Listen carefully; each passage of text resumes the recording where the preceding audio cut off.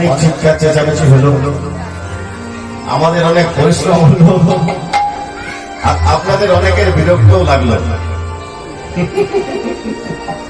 কিন্তু এটা আমরা করতে বাধ্য। যারা গান শিখেছে, যারা কীর্তনিয়া অন্তত পাশে লিখতে পারে, যাদের নামটা পাশে কীর্তনিয়া লিখতে পারে, তাদেরকে এটা করা দরকার। কেন না, দেখবেন আমাদের শরীর আছে, শুধু কিন্তু শরীর নয়, শরীরের অঙ্গ আছে, হাত আছে, বুক আছে, পেট আছে, মাথা আছে, পা আছে, সব শরীরের অঙ্গ আছে। ঠিক সেরকম কীর্তনটা হচ্ছে একটা শরীর। আমাদের যেমন অঙ্গ আছে, কীর্তনের অঙ্গ আছে 6টা। কি কি? কথা, দোহা, তুক, ছুক, ঝুমুর আর আখর। এই 6টা হচ্ছে কীর্তনের অঙ্গ। আবার আমাদের যেমন মাথা আছে, কীর্তনেরও মাথা আছে। কীর্তনের মাথা কোনটা? এই যে একটা বড় তাল হলো দুটো, এটা হচ্ছে কীর্তনের মাথা। কিন্তু দেখবেন কোন শরীরের সব আছে কিন্তু প্রাণ নাই। কোন দাম আছে শরীরটা? দাম আছে? দাম নেই। ঠিক সেরকম কীর্তনেরও প্রাণ আছে। কীর্তনের প্রাণ কি? কীর্তনের প্রাণ হচ্ছে পদাবলী। যে পদাবলীটা গাইলাম, আজুরে গৌরাঙ্গের মনে কিভাবে উঠিল, নদিয়ার মাঝে গড়া দান শিরোজিল। গৌরাঙ্গের আমার পূরবের কথা মনে পড়েছে। আর পূরবের কথা মনে পড়ে কি করেছে জানেন? যে পথ দিয়ে নবদ্বীপের মেয়েরা সুরধুনিতে জল আনতে যায়, মায়েরা একটা জিনিস খেয়াল রাখবেন, আজকের কথা আর আজ থেকে 5.5-6 বছর আগের কথার মধ্যে অনেক তফাৎ আছে।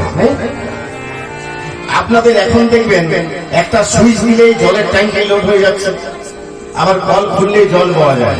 কিন্তু 550 বছর আগে কিন্তু এটা ছিল না। খাবার জল আনতে যেতে হতো কোথায় জানেন? অন্তত 5 কিলোমিটার, 6 কিলোমিটার, 10 কিলোমিটার দূরে। তার নবদ্বীপের মেয়েরা সকলে মিলে একসাথে জল আনতে যেতেন। তো যে পথ দিয়ে জল আনতে যেতেন, সেই পথের মধ্যে মহাপ্রভু দাঁড়িয়েছেন। শুধু দাঁড়িয়েছেন নয়, কি করছেন খেয়াল রাখুন।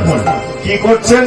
রাস্তার দুদিকে দুটো কলা গাছ পুঁতে দিয়েছেন, দুটো ঘট স্থাপন করে দিয়েছেন, একটা আম পল্লব টাঙিয়ে দিয়েছেন রাস্তার এদিক থেকে ওদিক। আর রাস্তার ডান পাশে বড় একটা হাড়ি রেখেছেন, হাড়ির মধ্যে লেখা আছে দান পাত্র।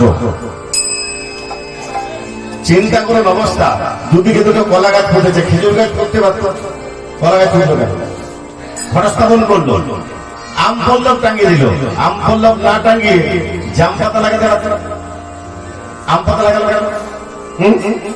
ছোট ছোট বিষয় আমরাও দেখবেন বাড়িতে এগুলো করি। বাড়িতে কোনো পূজা অর্চনা হলে, হরিনাম সংকীর্তন হলে, বিয়ে হলে দরজার দুদিকে দুটো কলা গাছ পুঁতে দিয়ে, এখানে আপনারা দিয়েছেন দেখুন।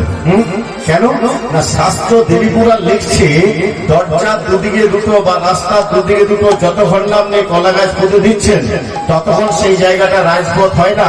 রাজপথ না হলে ভগবানের আগমন আর গমন কোনোটাই হয় না। শিক্ষা দেখুন, আমাদের বৈষ্ণব পদাবলীতে পদে পদে শিক্ষা, প্রত্যেক লাইনে তত্ত্ব আছে। তাহলে দুটো কলা গাছ করেছেন কেন?